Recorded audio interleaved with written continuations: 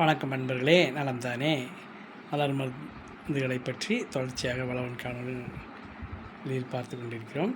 இப்போ ஏற்கனவே இது தொடர்ச்சி தான். நம்ம அந்த யூடியூப்பில் அதிகமாக சொல்கிறாங்க அப்படிங்கிற விஷயம் பார்த்தோம். அப்புறம் பொதுவாக இதை கற்றுக்கணும்னு நினைக்கிறவங்க யூடியூப் காணொலிகளை பார்க்குறது, அதுக்கப்புறம் இந்த பிடிஎஃப் ஃபைல்களை எடுத்து படிக்கிறது, இதுக்கெல்லாம் ஆங்கிலத்திலும் தமிழிலும் நல்ல புத்தகங்கள் நிறைய இருக்கின்றன. அதை படிங்க. இந்த வாட்ஸ்அப்பில் வர்ற மெசேஜுக்கும் நியூஸ் பேப்பரில் வர்ற விஷயத்துக்கும் வித்தியாசம் இருக்கிறதுலாம் இல்லைங்களா? வாட்ஸ்அப்பில் யார் வேணாலும் எதை வேணாலும் செய்தியாக போடலாம். ஆனால் செய்தித்தாளில் வரக்கூடியது ஆத்தரைஸ்டு ஒன், புரியுதுங்களா? அது மாதிரி புத்தகங்களை வாங்கி படிங்க. அந்த புத்தகத்தை வாங்கி படிக்கிறதுல பார்த்திங்கன்னா பலர் ஆராய்ச்சி இல்லாமல் எழுதுவாங்க, சிலர் ஆராய்ச்சியோடு எழுதுவாங்க. அதில் குறிப்பிடத்தக்கவர் ஐயா கிருஷ்ணமூர்த்தி அவர்கள், சென்னையில் இருக்கவர். அவரோட புத்தகங்கள் பார்த்திங்கன்னா அந்த புத்தகங்கள்லையுமே கொஞ்சம் ஓவர் பூஸ்டப்பாக தான் இருக்கும். என்ன நடைபெறக்கூடும் அப்படிங்கிறது நிறையவா எழுதியிருப்பாங்க. அவர் இதில் நம்ம நீயா நானாவில் கூட கலந்துக்கிட்டு எல்லாம் நிறைய விஷயங்கள் சொல்லும்போது எல்லோரும் சிரிக்கிற மாதிரிலாம் இருந்துச்சு. அதாவது இதை போட்டால் திருடன் திருட்டு போன பொருள் வந்துடும், திருடன் வரமாட்டேன், அந்த மாதிரிலாம் சொல்லியிருந்தாங்க. அது நடைபெறும் எப்போ அப்படிங்கிறதுக்கெல்லாம் இருக்குது. அதெல்லாம் விஷயங்கள் நீங்கள் தெரிஞ்சுக்கிடணும் முதல்ல. அதை விட்டுட்டு அது நடக்கலையே எனக்கு அப்படின்னு நினைக்கக்கூடாது. பூங்காவனம் ஐயாவோட புத்தகங்கள் மிக சரியான புத்தகங்கள் நம்மளே பதிப்பிச்சிருக்கோம். அந்த புத்தகங்கள் பார்த்திங்கன்னா என்ன உண்டோ விஷயம் அதை மட்டுமே உங்களுக்கு சொல்லும். அதனால் அதை படித்து நீங்கள் மலர் மருந்தை எடுத்ததுக்கப்புறம் கிருஷ்ணமூர்த்தி ஐயாவோட புத்தகங்கள் மாதிரியான புத்தகங்களை நீங்கள் படிக்கலாம். அதுக்கப்புறம் பார்த்திங்கன்னா நம்ம என்ன சொல்லிக்கிட்டு இருந்தோம், நடக்க வேண்டியது நடந்தே தீரும் அப்படின்னு சொல்லிக்கிட்டு இருந்தோம். அப்போ மலர் மருந்து என்னதாங்க செய்யும் அப்படின்ற கேள்விக்கு நம்ம பல முறை பதில் கொடுத்துருக்கோம்.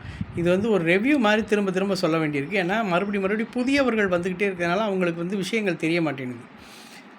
அதாவது மலர் மருந்துகள் நடந்த செயல்களை அல்லது கர்மாப்படி விதிப்படி உங்களுக்கு நடந்த செயல்களை நீங்கள் பார்க்கும் பார்வையை மாற்றும்.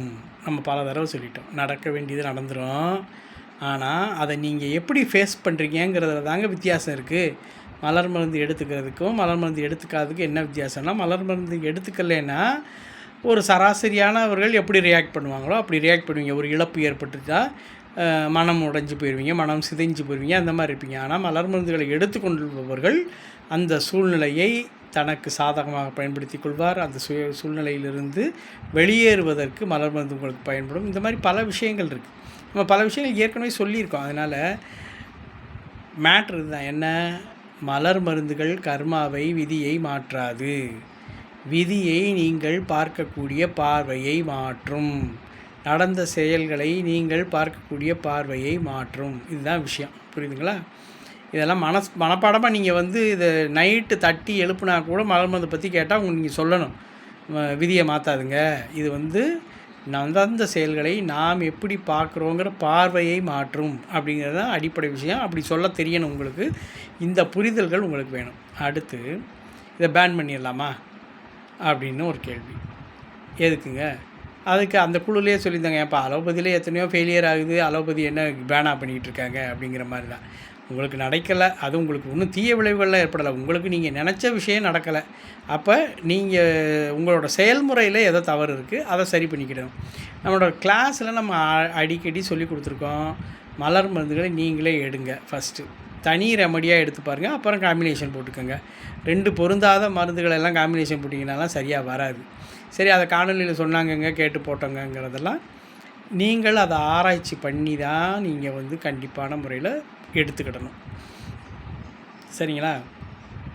அப்போ மலர் மருந்துகளை நீங்கள் எப்படி எடுத்துக்கிறீங்க, அதனால் என்ன விளைவு ஏற்படும் அப்படின்னா, மலர் மருந்தை எடுத்துக்கிட்டதுக்கப்புறம் உங்களுக்கு என்னென்ன நடக்குது அப்படிங்கிறத நீங்கள் எழுதி வச்சுக்கிட்டே வரணும்.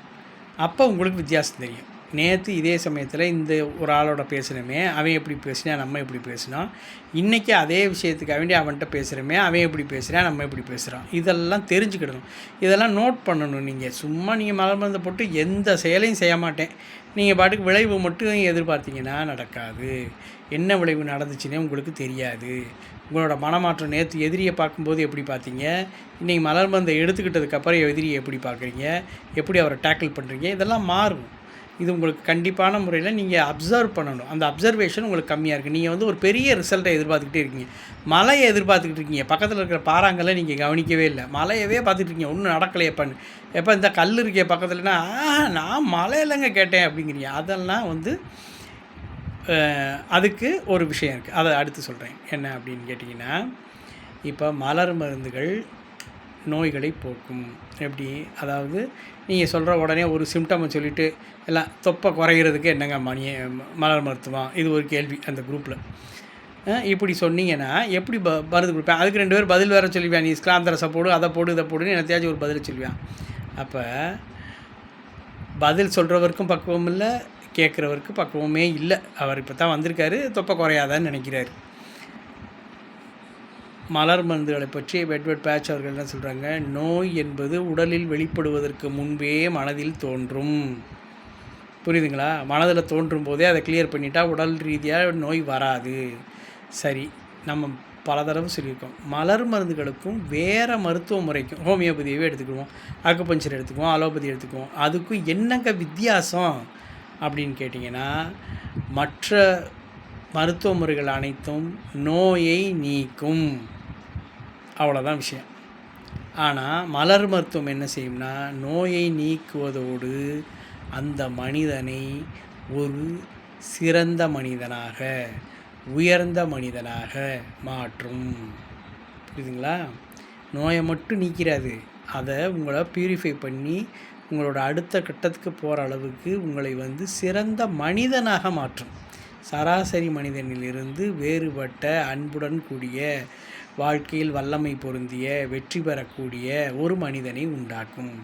புரியுதுங்களா? அதனால் வந்து உங்களுக்கு கிடைக்கலைங்கிறதுக்காக வேண்டியெல்லாம் மலர் மருத்துவத்தை பேன் பண்ணிட முடியாதுங்க. அதில் என்ன கிடைக்குதுங்கிறத நீங்களே அனுபவித்து பாருங்கள்.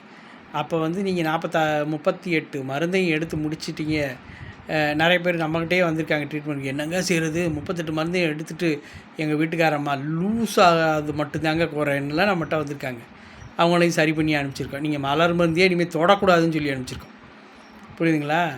அப்போ நீங்களாக வந்து எதையும் செய்யாமல் 2 காணொலியை பார்த்தேன், ஒரு புஸ்தகத்தை படித்தேன்னு எடுத்துக்கிடாமல் கொஞ்சம் யோசிங்க. ஒரு மலர் மருந்தை போட்டு 1 மாதம் வெயிட் பண்ணுங்கள். அதாவது நீங்கள் 1 மாதம்னா ஒரு டோஸை போட்டு வெயிட் பண்ணுங்கன்னு சொல்லலை. ஒரு நாளைக்கு ஒரு வேளை எடுத்துக்கோங்க. என்ன நடக்குதுன்னு பாருங்கள். உங்களோட குண இயல்புகளில் என்ன மாற்றம் ஏற்படுதுன்னு பாருங்கள். அதெல்லாம் விட்டுட்டு நான் உடனே இப்படி நடக்கலைங்க, அப்படி நடக்கலைங்க, நான் எதிர்பார்த்தீங்கன்னா, எதிர்பார்ப்புகள் ஏமாற்றங்களைத்தான் உண்டு பண்ணும் என்பது தெரியாமலா நீங்கள் இருக்கிறீர்கள்? நீங்கள் எல்லாம் என்ன சின்ன பச்சை பிள்ளையா? உங்களுக்கே தெரியும். ஏமாற்றங்களுக்கு காரணம் எதிர்பார்ப்புகள். அப்புறம் ஏன் நீங்கள் இதை கட்டி அழுகிறீங்க? அதனால் இன்னும் பல விஷயங்கள் உங்களுக்கு தான் புரிய விட வேண்டியிருக்கு. இதெல்லாம் நம்ம காணொலியில் ஒரு 500 காணொலி போட்டிருக்கோம். அதில் சொல்லாத விஷயத்தை இப்போ சொல்லலை. அந்த விஷயத்தையே தான் திரும்ப சொல்கிறோம். திரும்ப சொல்ல வேண்டிய தேவை இப்போது ஏற்பட்டிருக்கிறது. புரியுதுங்களா? அப்போ வந்து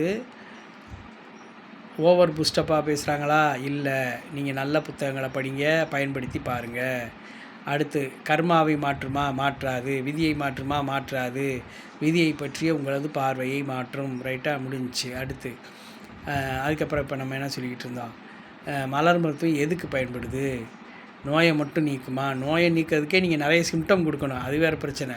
நோயை நீக்கினாலும் உங்களை சிறந்த மனிதனாக மாற்றும். சிறந்த மனிதனாக மாற்றி நாங்கள் என்னங்க பண்ண போகிறேன்? சும்மாவே இருக்கோம். சிறந்த மனிதன்னா நம்ம ஊரில் எப்படி முத்திரை குத்துவாங்கன்னா, கேனப்பைய, ஒன்றும் தெரியாதவன், அப்ராணி, உலக விவரம் இல்லாதவர், அனுபவசாலி, இளிச்சவாயன், இந்த மாதிரி பேர்களுக்கு வாங்கி என்னங்க பண்ணுறது? இதுக்காங்க இந்த மலர் மருத்துவத்தை எடுத்துக்கிறேன் அப்படி கிடையாது. புரியுதுங்களா உங்களுக்கு? அது என்ன நடக்கும் அடுத்த காலையில் பார்ப்போமா? வாழ்க மகிழ்வுடன்.